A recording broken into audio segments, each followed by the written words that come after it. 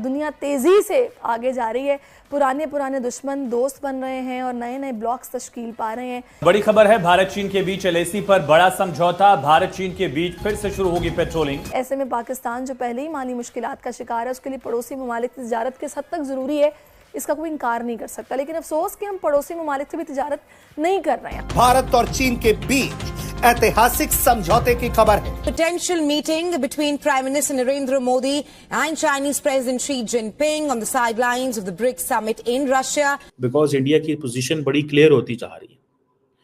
India की position जो है वो बड़ी क्लियर होती जा रही है। ऊपर से सबसे बढ़ के जो चीज है कि टर्की ने ब्रिक्स की मेंबरशिप के लिए अप्लाई किया हुआ। हम कहाँ खड़े हैं?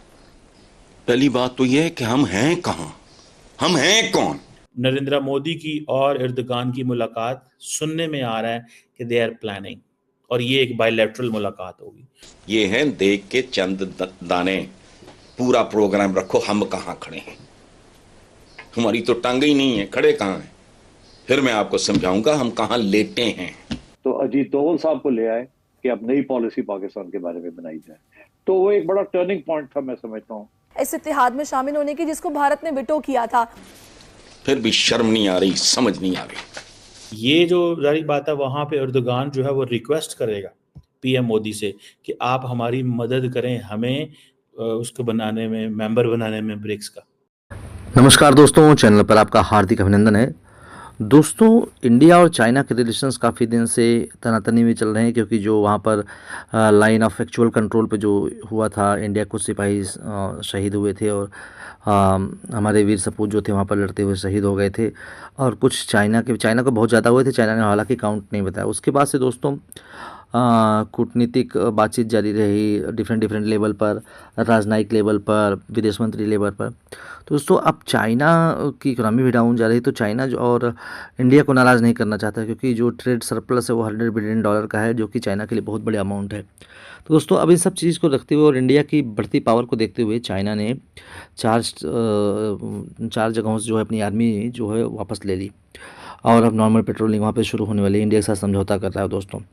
अब दोस्तों पाकिस्तानी मीडिया इसको बड़े ही ध्यान से देख रहा है, उनके एक्सपर्ट्स भी इस चीज़ को बहुत ध्यान से देख रहे हैं, उस पर रिएक्शन दे रहे हैं कि अगर इंडिया चाइना का ये हाल कर रहा तो हमारा क्या करेगा। चाइना भी जो है इंडिया के सामने झुक रहा है। तो इस पर आइए देखते हैं कि पाकिस्तान के लोग क्या रिएक्शन दे रहे हैं, उनके लोगों के इस बारे में क्या कहना है। दोस्तों जैसे जैसे इंटरनेशनल पॉलिटिक्स में तब्दीलियाँ आ रही हैं, पाकिस्तान जो है उसके लिए चैलेंजेस भी हैं, अपॉर्चुनिटीज़ भी हैं। लेकिन अगर आपको याद हो कि रिसेंटली जब यूएन जनरल असेंबली में टर्किश प्रेसिडेंट रजब तैयब एर्दोगान ने कश्मीर के मसले को डिस्कस ना किया, और कहा जाता है 2019 के बाद जब से कश्मीर का मसला जब इंडिया ने 370-35 रिवोक किया, तब से जो दुनिया के अंदर पाकिस्तान बड़ी कोशिश कर रहा था, इस आलम इस्लाम में कोशिश कर रहा था, तो टर्किश प्रेसिडेंट हमेशा डिस्कस किया करते थे। लेकिन यूएन जनरल असेंबली में उन्होंने डिस्कस नहीं किया। यही वजह सुनने में आ रही है कि भारत के वज़ीर आज़म नरेंद्र मोदी जो हैं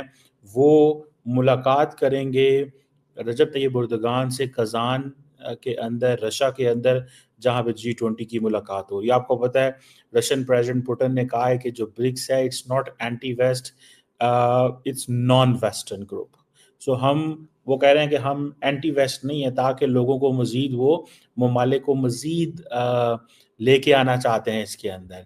बहरहाल पाकिस्तान के लिए it's a challenging situation in a sense कि अगर रजब तैयब एर्दोगान जो है वो भी साइलेंट हो जाते हैं, तो मेरा ख्याल है यही वजह है कि इंडिया जो है वो समझता है कि वो अब कॉन्फिडेंट है। ठीक है जी।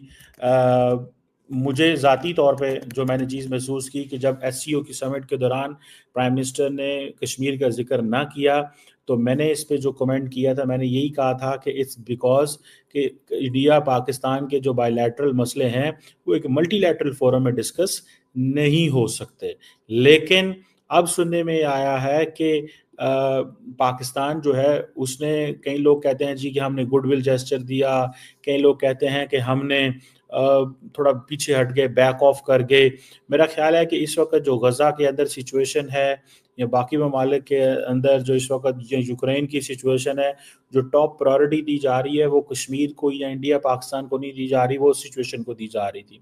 सो पाकिस्तान ने इस सिचुएशन का फ़ायदा उठाते ये कहा है कि अगर किसी मुल्क ने कश्मीर का जिक्र नहीं किया तो दैट इज़ कोई इससे कोई बहुत बड़ी बात नहीं है, क्योंकि हमेशा जो यूनाइटेड नेशंस है वहाँ पे एक OIC का कॉन्टैक्ट ग्रुप है, वहाँ पे हमेशा जो है मुलाकात होती है और कश्मीर का जिक्र होता है। टर्की उसमें पार्टिसिपेट करता है, टर्की हमेशा कश्मीर के मसले को अपहोल्ड करता है और OIC के कॉन्टैक्ट ग्रुप जो कि जम्मू एंड कश्मीर के ऊपर है।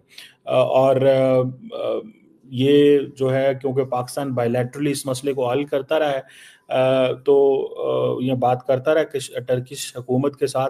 सो this is what they are considering. No question यहाँ पे बड़ा इंपॉर्टेंट है कि इंडिया, जो कि आप समझ लें कि जिसके हिस्टोरिकल रिलेशन जो हैं बहुत, अगर आप जाएं 1920 में तक जाते हैं, इंडिया कहता है कि हमारे कल्चरल कनेक्शंस हैं, मुग़ल एम्पायर जब थी, लेकिन जो फॉर्मल ताल्लुकात जो बने वो तो 1948 में ही बने थे।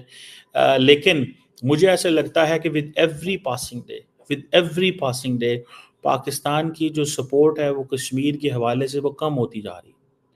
किसी इस्लामिक मुल्क ने, किसी OIC के कंट्री ने कश्मीर के मसले को डिस्कस नहीं किया, बिकॉज इंडिया की पोजीशन बड़ी क्लियर होती जा रही है। इंडिया की पोजीशन जो है वो बड़ी क्लियर होती जा रही है। ऊपर से सबसे बढ़ के जो चीज़ है कि टर्की ने ब्रिक्स की मेंबरशिप के लिए अप्लाई किया हुआ। सो जब ब्रिक्स की मेंबरशिप के लिए अप्लाई किया हुआ है तो वहाँ पे आप एंटी इंडिया लगे रहेंगे तो जाहिर बात है इंडियंस तो उससे खुश नहीं होंगे। सो आपको पता है जो ब्रिक्स के जो फाउंडिंग मेंबर्स हैं, Brazil, Russia, India, China and south Africa, उन्होंने इसको एक्सपैंड करने का फैसला किया। So that is why Egypt, Ethiopia, Iran, United Arab Emirates and I think Saudi Arabia is also part of that. अब देखें ये जो कज़ान के अंदर 22 से 24 अक्टूबर को हो रही है। सो एक तो आपको पता है मैं कॉन्टीन्यूसली आपको इस चीज़ बता रहा हूँ कि प्राइम मिनिस्टर मोदी जानबूझ के deliberately Chinese led initiative in shape of SCO को डिस्करेज करते हैं, इग्नोर करते हैं, डाउन प्ले करते हैं, ताकि वो वेस्ट को ये तासर दे सकें, जिसे वो कहते हैं ना कि हम जनाब हम चाइना के खिलाफ हैं और आप हमारे साथ खड़े हों, हम आपके साथ खड़े हैं, वो ये तासुर देना चाहते हैं। अब कज़ान के अंदर जो मुलाकात होगी, ठीक है जी, उसके अंदर ठीक है नरेंद्र मोदी की और एर्दोगान की मुलाकात सुनने में आ रहा है कि दे आर प्लानिंग, और ये एक बायलैटरल मुलाकात होगी। जैसे रशियन प्रेसिडेंट जो है वो तकरीबन 17 बायलैटरल मीटिंग्स कर रहे हैं, 17 बायलैटरल मीटिंग्स कर रहे हैं। और ये जो जाहिर बात है वहाँ पे एर्दोगान जो है वो रिक्वेस्ट करेगा PM मोदी से कि आप हमारी मदद करें, हमें उसको बनाने में, मेंबर बनाने में ब्रिक्स का। दोस्तों, पाकिस्तानियों को सुनकर हंसी आती है। कहाँ से आते हैं ऐसे लोग? ऐसा लगता है ये लोग हमारे गोले के नहीं हैं, किसी और गोले से आए हैं। कितने तेजस्वी हैं ये लोग। आप सभी हंसते रहिए और पाकिस्तानी कॉमेडी का मजा लेते रहिए, और चैनल को सब्सक्राइब करना और शेयर करना ना भूलें। धन्यवाद।